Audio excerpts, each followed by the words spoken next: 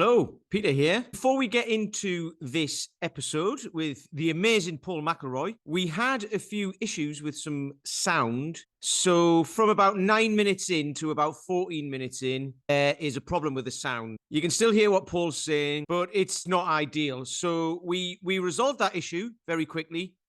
And then after that, it's an amazing episode. So stay tuned, please, and enjoy. Welcome to Health Oddity, the show that strips away the jargon and hype surrounding all things health and fitness to help you live a long, strong and energetic life. Lining up at the bar this week, here's Peter Lant and James St. Pierre.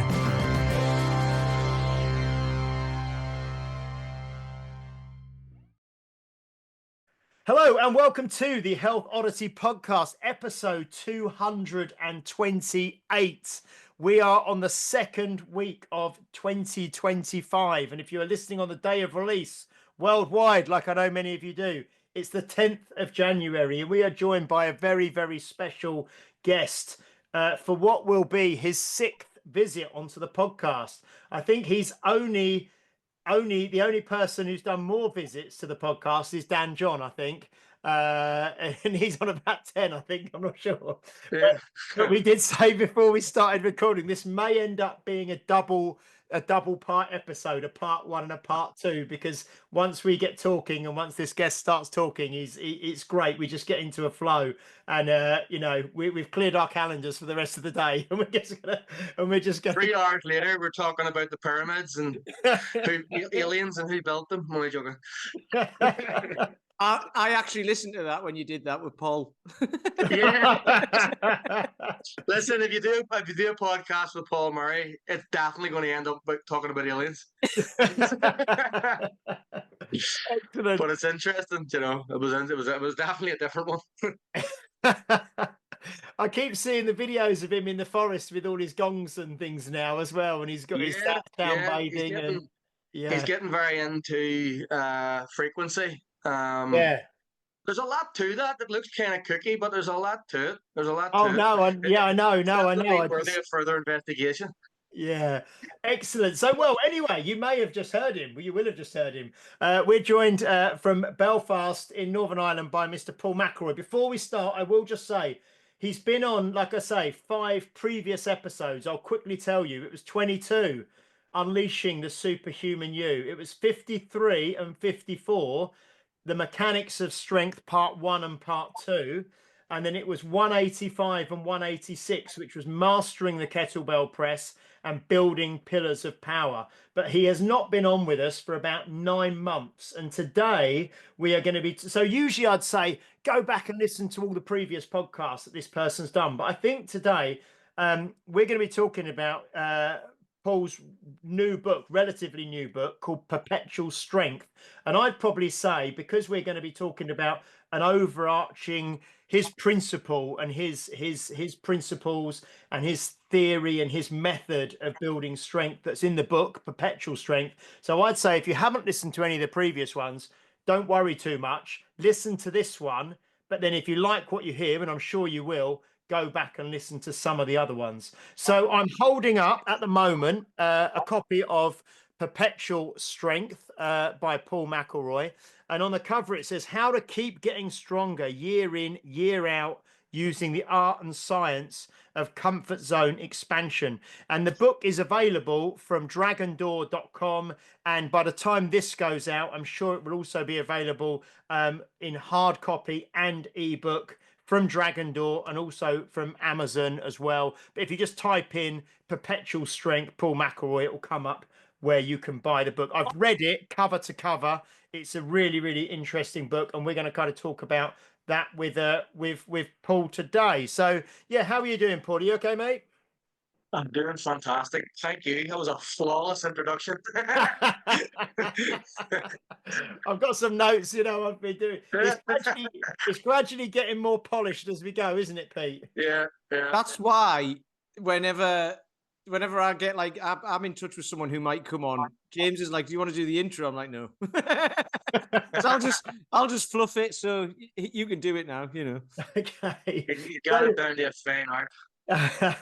So I suppose, even though, and we will say straight off the bat, because we get new listeners every month, that Paul is both Pete and myself, or Pete and I, however you should say it. He's our coach, and I was looking, actually, I'm on training week 150 Wow. with Paul, and I've been training for over. So Paul's been my coach for over 3 years. It was 3 years ago in November, just gone, that I started training with Paul. And Pete, you're similar or a bit longer, I think, aren't you? I think I'm coming up to 2021. Yeah. It was after. Wow. It was after the first time you came on the podcast. Yes, that's right. And we had a chat That's afterwards, right. and I was like, "Can you coach Yeah, me?" yeah.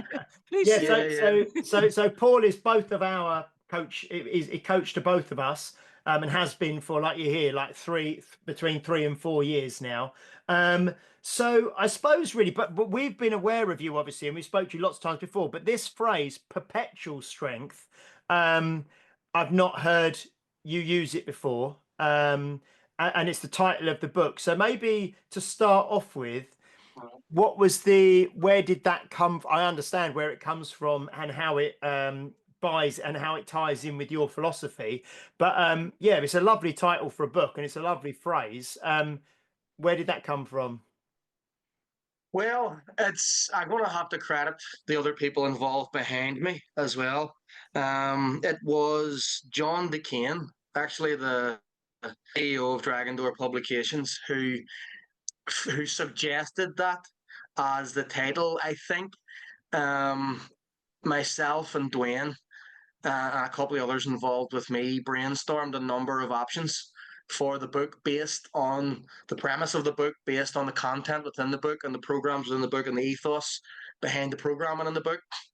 And Perpetual and Strength were in some of the titles, but there was other things too, and they weren't together, I don't believe, just in that plain, punchy sort of 1-2 sort of combination. And John, in it, with his infinite wisdom in these areas, in that he's published some of the best sellers by Pavel Satsalin, Dan John, Marty Gallagher, Paul Wade, the list goes on and on and on. He was just like, what about Perpetual Strength? And he also came up, based on some of the paragraphs that I gave him to describe the book itself, he also came up with so I kind of have to mostly, it was a team effort, but I have to mostly give the credit of the actual construction of that down to John DeCane. Yeah, but it does encompass the training ethos of the book quite completely. Yeah, and I suppose I've got some notes down in terms of the things that you talk about in the book, and I love the book, and I loved certainly what, for me, as someone who knows you and has been aware of your work for a long time, I kind of the book's almost, I think the first two, maybe I could separate it into 3/3 really. The first third is kind of like almost your story and your history and your background and lots of stories around growing up and your love of strength and training and things like that. And then I think the middle third is kind of almost like explaining your philosophy behind strength and why it works and the kind of the science behind it. And then the third, if you like, the final third is more like the programming aspects of it. And I loved it all. But for me, that kind of probably that middle third of really what it is, why it works, why it's different from other things out there, was it really just kind of, yeah, I was fascinated by it. And so maybe we can touch on a few kind of, not theories really, but where potentially modern wisdom and what most people talk about in terms of training, where your system and your philosophy kind of differs to that, and why that kind of, and why that works and why that is. Is that okay? Yeah, let's go. Yeah. So I mean, one of the things that you said quite early on is this idea of training to peak for something and then training to peak for something, and the phrase you use in there is cycling for a peak lowers the peak, and maybe just kind of this kind of idea of people training to constantly test their strength. Training then tests your strength. Training then tests your strength. And why outside of kind of maybe competition, why that's not a good idea. If you could maybe start, Well, first of all, the first thing that needs to be stated, I think, is that the theories that I have and the ethos, my training ethos, and as effective as it is, has only been made possible by what has come before me, if that makes any sense. I'm not trying to say I've reinvented the wheel. I have definitely purposefully stood on the shoulders of programming giants that have come before me. And if they didn't predate what I did, there wouldn't, well, it's not entirely clear to me what the impetus would have been for me to think along these lines. My programming ethos differs somewhat from what had come before me, but it's not entirely clear to me that there would have been what the impetus for me thinking along these lines would have been had what came before me not come in the first place, if that makes any sense. So yeah, it required. There's nothing wrong with strength cycling. Strength cycling or intensity cycling, i.e. weight cycling, load cycling, whatever name you want to put on it, is a highly effective method of acquiring strength. And in many ways, what I do is a form of intensity cycling. It just takes the emphasis off, as you pointed out initially, the sport-related focus of 6 to 12 week mesocycles, which essentially sprung up around competitive sport. Initially, periodization sprung up around competitive sport, and then intensity cycling, which is generally a periodization macro cycle, meaning like a year's worth of mesocycles in microcosm, getting to the point of maximum strength faster, still in 6 to 12 week blocks, kind of sprung up around strength and power sports, right? Most notably Olympic weightlifting and powerlifting, and then later on professional strongman, different things, CrossFit even, but it's for everybody else, and potentially even for those guys. I don't see it as the most effective way to get stronger in the long term, because every time we peak, we sacrifice, we lose something, right? We have to sacrifice. You can't give that amount and not have it take something in return. And your central nervous system takes a big hit. And the stronger you get, the bigger the hit gets. And the older you get, the bigger the hit gets. And the bigger your muscles are, the bigger your hit gets, even regardless of strength. And you put all those things together, and you're older with big muscles, and you're very strong, and you're getting hit hard every time you peak. And it's not just a 1RM, but especially a 1RM. It can be in any rep max.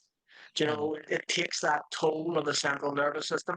You can even make a case for higher rep maxes taking more than a 1 rep max. Maybe not neurologically, but not far off neurologically and physiologically. A lot more, because of all fatigue metabolites and the extra recovery that has to happen in the soft tissue as a result breakdown.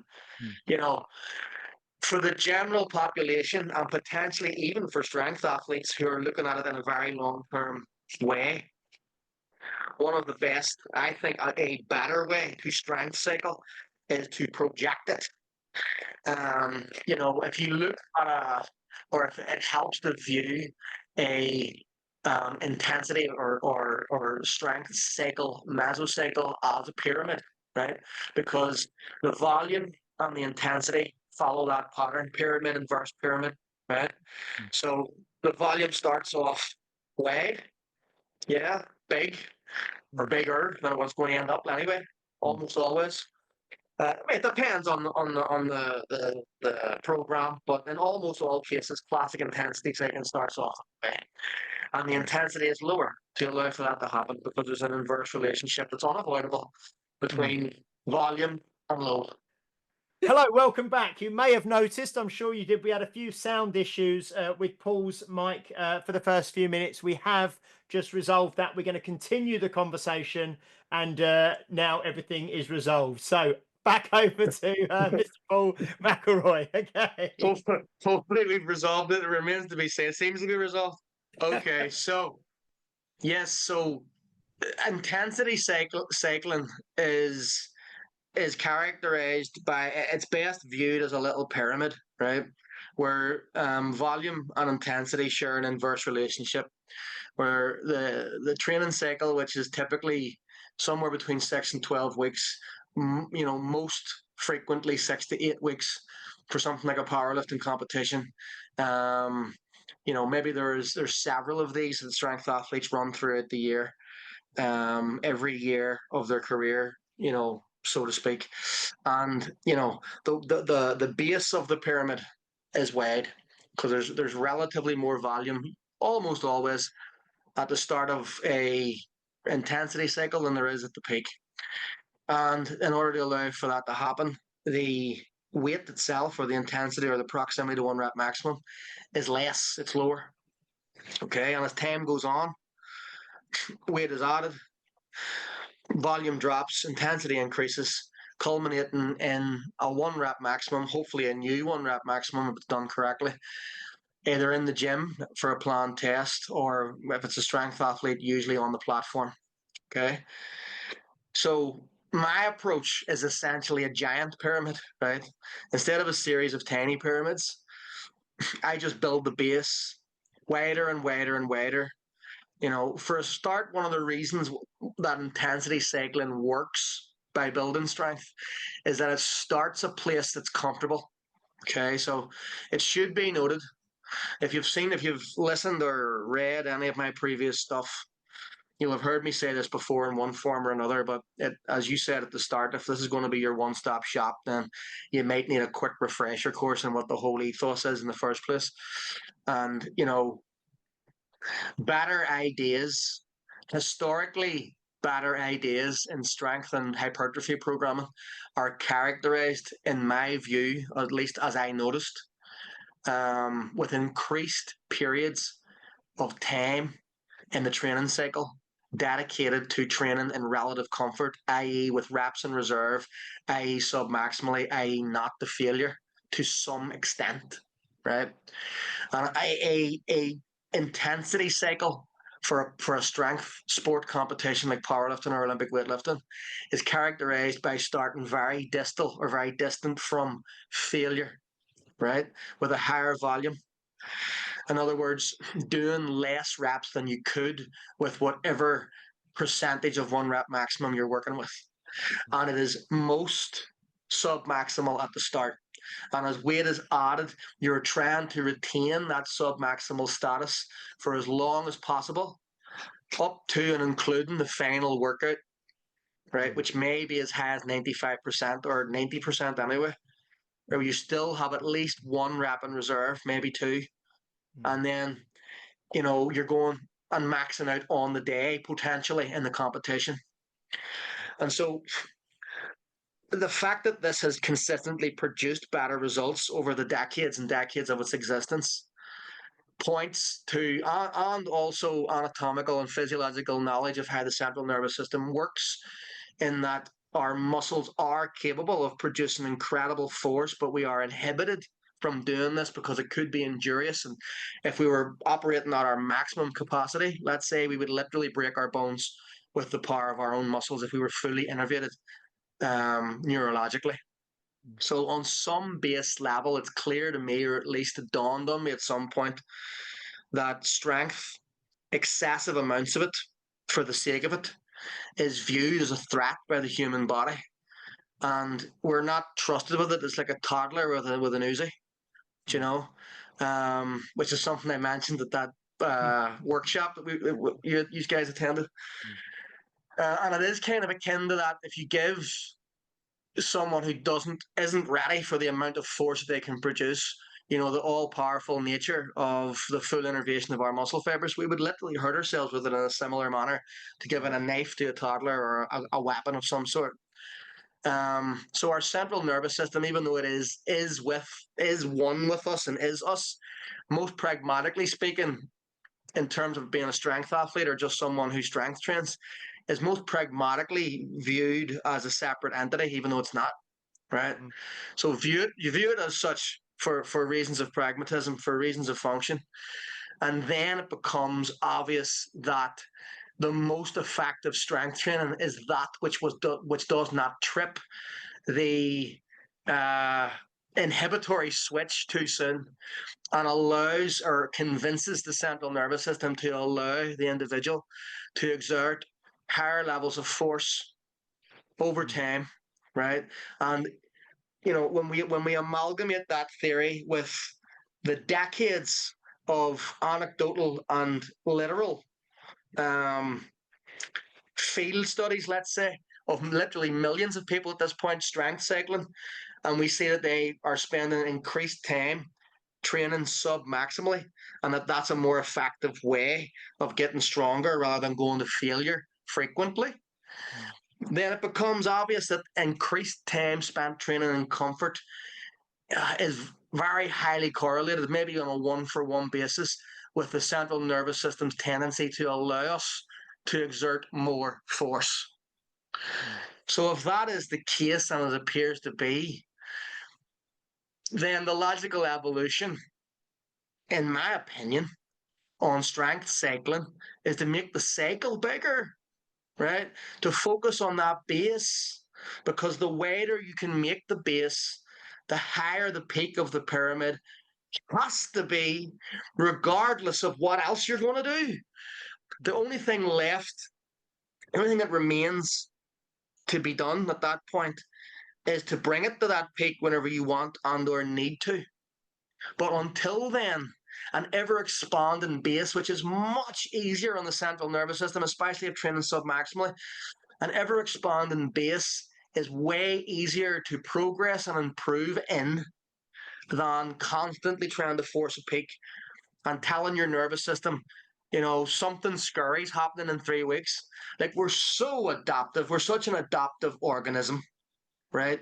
That, it doesn't take long. It doesn't take many strength cycles, right, for a genetically typical, drug-free, natural individual, especially one who's no longer neophyte to training and who's no longer in their 20s or something like that, right? It does not take long for the central nervous system to start saying no to the productivity of most short-term strength cycles, right? Otherwise, we'd be in a world full of Eddie Halls, and we're just not. As a matter of fact, something else that we touched on in the workshop that time in Belfast, we're in a world full of eternal intermediates. People who reach as to within the 90th centile as strong as they're ever going to be within the first 3 years of their training, maybe 5 at the most, and then it's 10, 15, 20 years of undulating between a bit less than that, about that, maybe slightly more, way less because they get bored and stop. That's unfortunately the story for most people's strength training. And it appeared to me that a much better way and a much more fun and easy way is to just keep expanding that base and let the peak of the pyramid take care of itself. So that's kind of what comfort zone expansion is. The trick is how to do it. So, go on. Sorry, Pete, you go. I was going to say what you've just said there at the end. I've got loads to say now, but that bit at the end is what the way I saw it. And then I come across what you were doing and all that sort of stuff. But it's like, people tend to be where they are, the what did you call it? The perpetual intermediate. And, yes. And it's kind of like the over time that curve comes down because you're here and then you get injured because you're trying too hard. And then you drop. And then the next thing you try to get to is back to where you were. but you get injured on the way to there. And then, so what happens over time is the curve actually comes down rather than what I've experienced with your training is it actually goes in the opposite direction. Yeah. When you're told that that's your fault, you're told it's your genetics, you're told, blame your parents, oh, hey, pick your parents carefully. Yes, genetics matter massively. In fact, outside of programming, nothing matters more, right? Really. Assuming all other things are generally equal and someone's going to eat. For example, eating and drinking water is probably, breathing air is probably the most important. You want to break it right down. But assuming somebody's going to breathe, drink water, and eat something, genetics are the most important thing, but you can't control them. But you can control programming. And the good news is that's the next most important thing. And it's very important, and you're told that because you're genetically typical, that means that you've got to remain at a plateau that's 10 years long. And that might sound far-fetched, right? But gentlemen, we're old enough, all of us, men in our 40s, men in our mid-40s and beyond. That's you, Pete. You're beyond. I'm late. I'm well and truly in my late 40s now. I'm joking. I'm closer to James 50. in our mid-40s. Well, you youngins don't know what you're doing. Well, you've got the satisfaction of knowing that you look 10 years younger. You son of a beehutch. But genetics. Yeah, he takes that hat off and he's got a hairline of a Spartan as well. I hate him. Look at that. Look at the hair he's got. Unreal. Look at the hair he's got. Anyway, where was I? Yes, you're told that this is your lot and that it's your fault. And that, 10 years, a 10-year plateau sounds like I'm being far-fetched. But we do know better. We know better at this point. Us three, we know better. And if you've been training for, if you're in your 40s and you've been messing around with weight since your teens or 20s, which describes most people, right? Then you know it's true. You know it's true. What is your, even serious strength trainers, like a lot of people I train are Strong First certified individuals, fantastic organization. Was the CEO of Strong First Ireland for 10 years, so I believe in the system.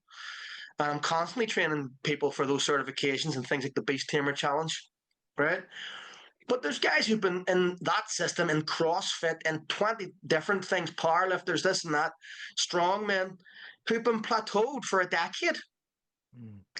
Like when was the last time you broke your 10 rep max in the bench press or the kettlebell press or the turkey's get up or anything like that? Your 1 rep max on the pull up. How long has that been your max, your 5 rep max, your 1 rep? In almost every case, it's been far too long, right? And it's because programming is suboptimal, right? The nervous system. One thing that strength cycling has given us is the clue that we need to spend a projected percentage of our time training in relative comfort in order to, for want of a better word, it's not really a trick, but facilitate the central nervous system into allowing us to use more force. It's given me that, and it's given us all that, and we should all be eternally grateful for that.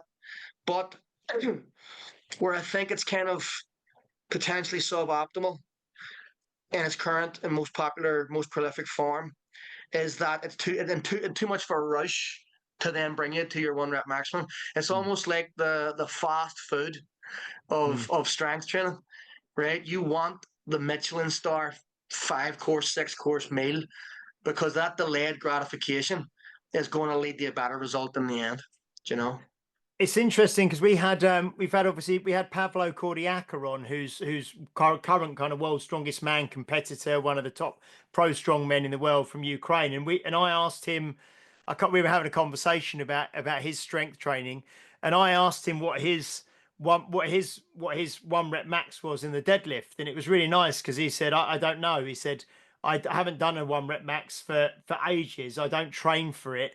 All the competitions usually now are how many repetitions can you do with a certain weight. It's not the most weight you can lift for 1 rep. So they don't train to failure or train to a 1 rep max. We had Lucy Underdown on, who just recently broke the women's deadlift record of 325 kilos in the deadlift, and she could have done more, but she held the record. I think it was 318, and she did 325, and it went up. It looked like a kind of an RPE of about 8, I suppose. It wasn't even, it wasn't shaking. The central nervous system wasn't, and but she didn't fail. She thought, okay, leave it there. So what is it, do you think? Because there is a kind of, and I know from myself speaking personally, I follow your programming, but every now and then there's this little nagging thing in your mind. I wonder if I could lift that now. I wonder, there's that kind of thing of wanting to go back. And one of the quotes from your book that I wrote down was, "You'll never lift a weight you can't lift by trying to lift it." But there is that kind of, like the other week I did some heavier deadlifts, which were off program, but it's almost like, I wonder how much stronger I am now, and there's this. And I think I've got a way around that, I think. And Paul might disagree, but every now and then I'll pick up something that is heavier than what I'm using and just see how many reps I can do comfortably without going to anywhere near failure.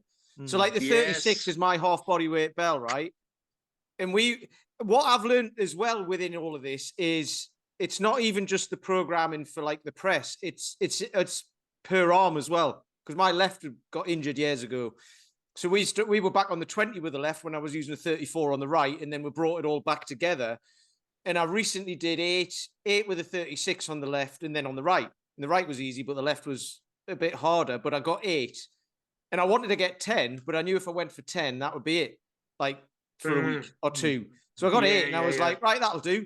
And then carried on with the training. So yeah, like you were saying, that kind of takes a bit more out of your central nervous system, but it didn't take like it all out for me. So I was like, yes. Well, tell you what, you've touched on. I'm going to say 2 things. I'm going to give you 2 separate answers, and I'm going to answer James's question because it's actually all different. But well, we'll start with James.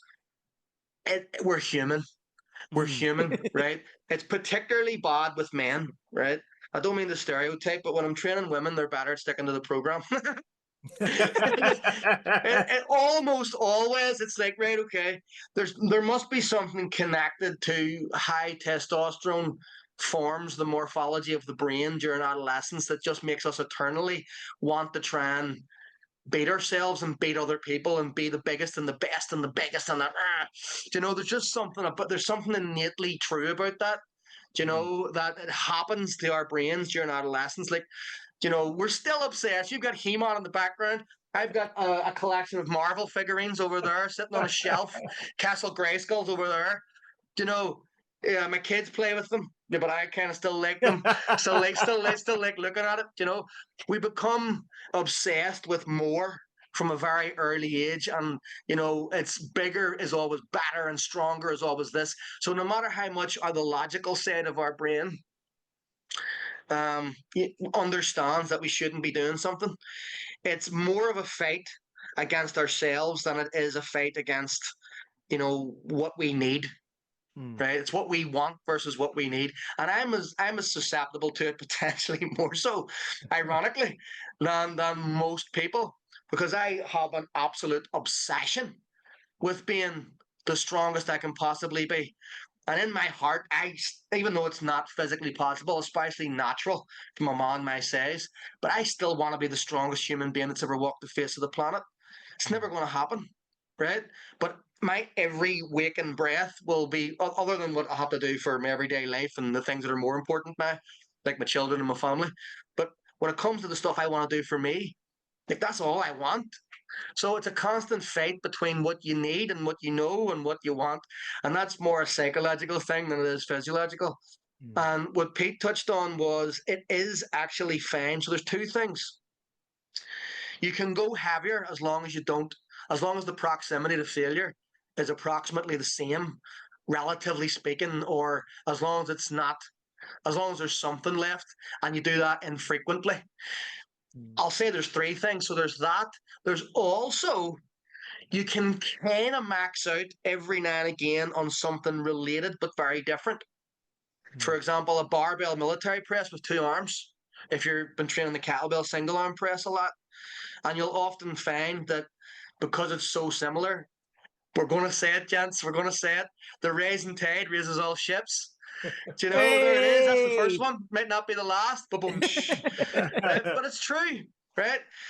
It's a similar movement pattern. It's the exact same muscle groups. It's slightly different. It's different enough so that a slightly more maximal or even maximal test infrequently on something different enough kind of steals that wool, right?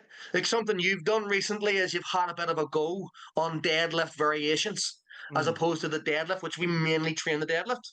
Okay. Pete will do a heavier kettlebell but not go to failure. So that's coming at the same issue from two different points of view. A third thing which is interesting, which occurs in the Amazing 12 program, which is probably the thing that I'm most well known for, or in the past I'm most well known for, is what I like to call tethering failure. Tethering failure by surrounding it in comfort, right? Right. Now, when almost everything is sub-maximal, but on one exercise on the final set, you're having a go, right? That can be very productive, right? So there's a part of the Amazing 12 program where you're supersetting two exercises. Let's say it's chest. There's actually 12 different programs inside the Amazing 12 program, and that's not actually by design that there's 12 and it's called the Amazing 12. It just happens to be 12. It's massively coincidental. But anyway, they're different programmatic progression patterns. And they're different for the different exercises. They're different for different experience levels within the same exercise, right? So beginner, intermediate, advanced type people get different stuff for different exercises, and the different exercises get different programs. So for one of the exercises in the chest and back program, it's a low incline dumbbell press and a horizontal bodyweight row on gymnastics rings or TRX rings. You can even use a bar, right? Doesn't matter. The first four, it's supersets between those two exercises, and the first four sets are sub-maximal, right? So depending on which part of the program that is, it's either 4 sets of 10 or somewhere between 4 sets of 5 and 4 sets of 10, right? So it's 4 sets of 10 for a long time until the first kind of mini peak happens. And then we start a new cycle if that needs be. It usually happens with very strong people. We come into the program strong, and then we're now cycling reps as well as load in a very specific way. But the 5th set is either a near max or a max, right, on both.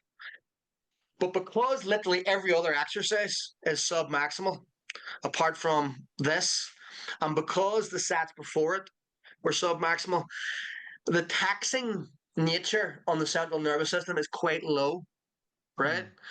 And you will be able to progress weight and load on the exercise the next time, right? Or make the same weight for the same volume feel easier next time, because on that 5th set, you're going to go way beyond whatever the rep quota was. It's going to always be distal in nature to where the rep total on the first 4 sets were, right? And because of that, the only thing that's going to happen is that failure set is going to get closer to the other sets over time in terms of volume. Failure is going to come at a lower point, but it's always going to remain distal relative to the 4th, 3rd, 2nd, and 1st set, right? And so therefore, it's been you're gleaning the, because there is some very real growth stimulus benefits to going to failure. It's probably the most stimulative of muscle growth, most powerful stimulator of muscle growth in existence.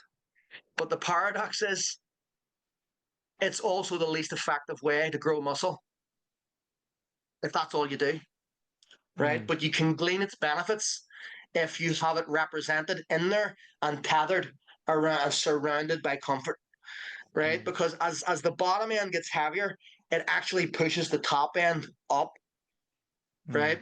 And as it becomes ever more proximal to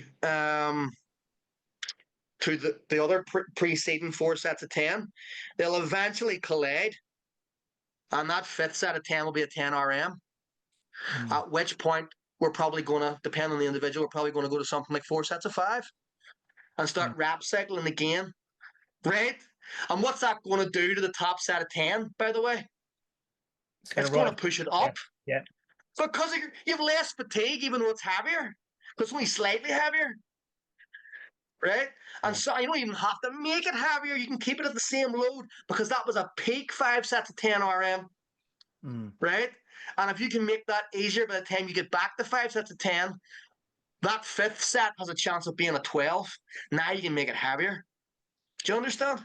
So you've gotten this mesocycle that's lasted weeks and weeks, and you're already lifting heavier on this exercise than what you would have been had you maxed out on day 1.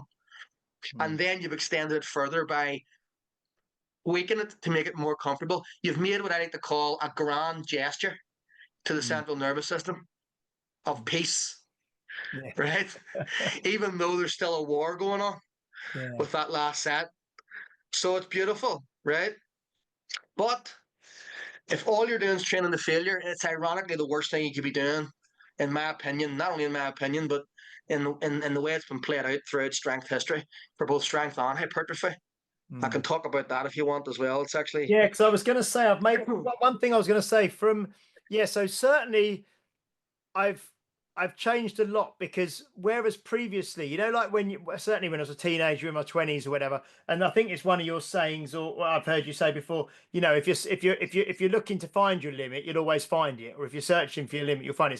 So if I was deadlifting and I just kept adding weight to the bar till I couldn't lift it, then but when I did the deadlifts, I think it was last week or earlier this week, last week, I kind of did a few sets of 5, a lot heavier, and then I built up and I did a set of 3, which was miles more than I'd ever done, but I stopped there. You know, it wasn't like I've got to find where my 1 rep max is. It was like, well, that was a 3, and it was quite that good. 3 you could have done 5, I think. Yeah, and that 3 you could have done 5 with it. And when I watched it back, and I thought, but yeah, we'll leave it there because it's much higher, you know. So, but one of the things I wrote down was around this proximity to failure, and you've mentioned it already, like reps in reserve, that lots of people talk about at the moment, and it was the proximity to failure for strength and or hypertrophy. And I think, like you said, actually building strength from reading the book and from understanding, building strength, you're best off avoiding failure, as you know, almost always.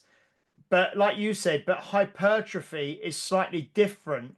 But although failure is a potent stimulus for hypertrophy, as a strategy for you know, as a repeatable strategy, it's not good. But maybe we can talk around that a little bit, like you said. Yes. Well, this is probably the biggest thing. This is probably the biggest rock for people to get in their head. It's maybe one of the biggest aha moments that you'll receive if you fully take it on board. So first off, before I get straight into that, it always bemuses and confuses me in equal measure when the same people who would scoff, which is almost everybody with any degree of reasonable bodybuilding and or strength sport, either accomplishment or experience, would scoff at somebody coming into the gym every week and maxing out the 1 rep max and expecting to add weight every week to their already existing limit, right? Almost everybody outside of complete beginners will go nowhere very fast with that, and will go backwards real quick. And the stronger and more experienced you are, the faster that's going to happen. It'll happen from the second workout, and it'll not be a small drop. It'll maybe be 20% if you're very strong. Do you know? Like if Eddie Hall tried to deadlift 501 kilos the next week, he would have potentially injured himself with 450. Do you know, like that's literally, maybe less than that. Like that's literally how big. Do you know, it could be 400, which would be a 20% drop for him. Do you know, so that's the reality. But the same people, which is almost everyone with any sense, who would scoff at that, habitually come in every week and try to do an extra rep with their 10 RM or add weight to a 6 RM or a 5 RM, like a true, even 12 RM, right? You know, the more experienced you are and the stronger you are, the more futile and the more potentially damaging that becomes. Because we know that beginners and, you know, even certain intermediates, you know, might not be judging their 10 RM accurately. It's really a 12 RM and they're able to do it for a while. But, you know, the more accurate you are on that, the less productive that practice is going to be. And yet it's widespread, right? So, you know, by the time you get that 10th rep, you know, describe a 1 rep maximum. It's coming off, you're trying to move it fast, but it's moving slow. It's coming to a sticking point, but it just about makes through it. Your limbs start to shake potentially. You know, everything your head's starting to pop off and you just about get it locked out. And you definitely could not do one more. The 10th rep of a 10 RM is the same because at that point, you know, what has transpired beforehand has manifested in that 10th rep may as well be a 1 rep max at that point. Right now, neurologically, it's not perceived in exactly the same way because it's not as heavy, but it's still 75% in most cases of 10 RM, depending on fiber type distribution. So it's 3/4 of your 1 rep maximum anyway, and you're doing 10 times the volume with it in not much longer of a time period. Because how long does it take to do 10 reps? Do you know? And you're trying to improve it every week by adding weight to it or trying to do an extra rep. It's almost, not quite, but almost as futile as coming in and trying to do a 2 rep max with your 1 rep max every week, or trying to add 5 pounds to your 1 rep max every week. Everybody would agree that that is futile, but almost everyone is doing the other thing with impunity and doesn't get that that's not the best way to go about it. Unless you are a beginner, your ability to keep training to failure every week and making linear progression in load is directly proportional to several factors, most notably of which is your training age or your training experience, how long you've been training. The greater your training age, the less you're going to be able to do that, the less it's going to work, the shorter your productivity is going to be by training to failure every week. Your genetics, your gender, your chronological age, your biological age, you know, your muscle fiber type, your hormone production, your general genetics, and your drug-free status or otherwise, right? So if you've got a beginner who's juiced, who's a male, who's in his 20s, who's got great genetics, is loaded full of fast-twitch muscle fibers, is highly motivated and is a bit of a psycho, you know, he can go to failure potentially for a few years more and keep getting stronger and stronger and stronger. And if he plateaus, he can increase the dose of his chemicals. He can do a number of things to keep progressing that load upwards. But for almost everybody else, everywhere, we've got the eternal intermediate, right? And that's just the way it goes, right? And one of the examples I give in the book prolifically throughout isn't actually one of the programs in the book, but it's actually quite a decent program. And it's the saga of lifter A versus lifter B, which I'm sure you've read more than once, right? And in its most basic and briefest of Cliff Note iteration, you know, let's say you've got 2 genetic clones and they're both taking 75% of their 1 rep max, which for most people is a 10 RM. And the only thing that's going to change is what they do with it in the gym. And one guy does 3 sets to failure, which on a good day turns out to be 10, a set of 10 on a good day, and then maybe a 7, and then maybe a 5 or something like that, right? You know, or whatever, right? It's going to end up in the early 20s. You know, let's say even does 8 and then 7, right? And he takes it to 25 reps, which is I believe is the example I give in the book, which is the one I just said, 7 and then 5. If you're experienced, is probably closer to the truth, as long as your rest periods aren't too projected, right? So that's 25 reps total with 75% of your 1 RM, and he's perceived every single set as a 10 out of 10. That's 2. He's went to failure. Right? But the next guy takes the same load with the same ability and does 20 sets of 3 with it. Mm. So the first set is a 3 out of 10. It was a 30% effort relative to what he was capable of in that moment, which was 10 reps. Right. So unless he's an absolute idiot and is literally trying to do like a circuit, and he takes reasonable rest periods, even by the 20th set, that wouldn't have claimed much more than a 5. 6 at the most out of 10 to do that 3. At the most, 5. Right. Do you know who's going to be in a better position to add volume? A or B? It's B. 8 days a week, twice on a Sunday. Right? Literally, if he wants twice on a Sunday. Right? Because it's way easier to increase something that is more distal to your max than your max itself. I mean, that's the most obvious statement in the world, but it needs to be made. Right? So if we rejoin these people in a few months' time, B could and very well might be at 20 sets of 6, right? So he started off doing 60 reps, right? Which is 2.4 times the volume of 25, right? And now he's doing 4.8 times the volume several weeks down the line with the same load. So he can add load, especially if it's a small amount, and make the grand gesture to his central nervous system of trust by decreasing the volume. There's a number of ways he can do that. He can keep the number of reps the same and decrease the sets, or he can keep the number of sets the same and decrease the reps. There's loads of things he can do which vary in terms of its level of comfort gesture, right? But the big thing is he can keep doing that for longer periods of time, for very long periods of time. A is maxed out from day one. He's unlikely to still even be training if he's not injured or ill at this point. Meanwhile, B, who's his genetic clone, a year down the line could be doing 20 sets of 3 with something that was 10 kilos heavier, 15 kilos heavier. Sounds like slow progress, but where's A? Nowhere. Probably weaker than he once was, stopped training. And that's the fate of the eternal intermediate. So you've got this choice, and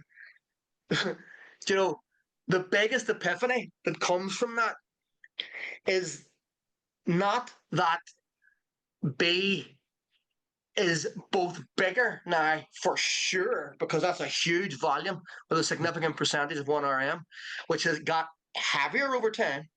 And we know that the most reliable, muscle growth can be stimulated in a number of ways, right?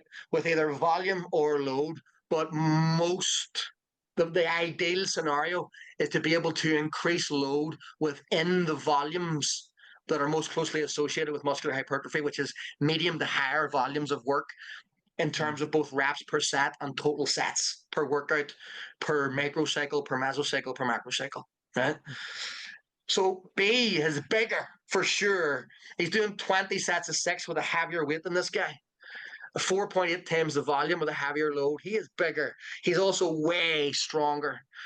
And the real kicker is that he is not bigger and stronger in spite of not a single set producing as much individual growth stimulus as a single set of A. But because of it, that's the kicker. Right? Every single set that A did produced more growth stimulus in microcosm than any individual set of B. But B is way bigger and stronger, not in spite of that, but because of it. He's bigger because not a single one of his sets produced as much individual growth stimulus. That is the paradox.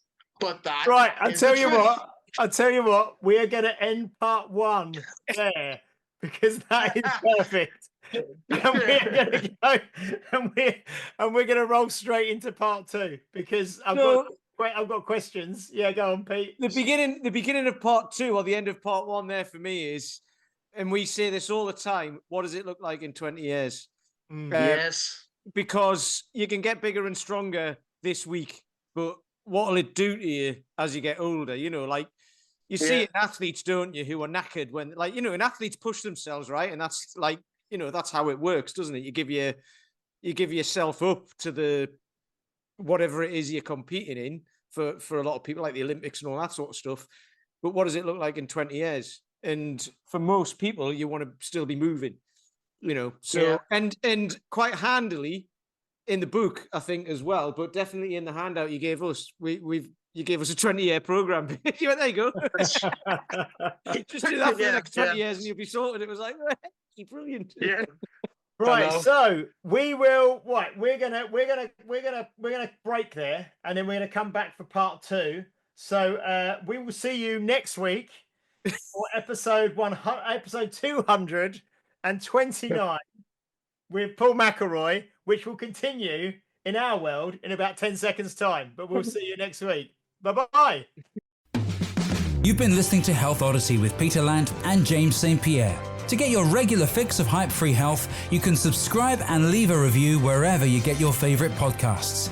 You can find out more on today's and other topics at healthodyssey.com or find us on Facebook or Instagram by searching for Health Odyssey.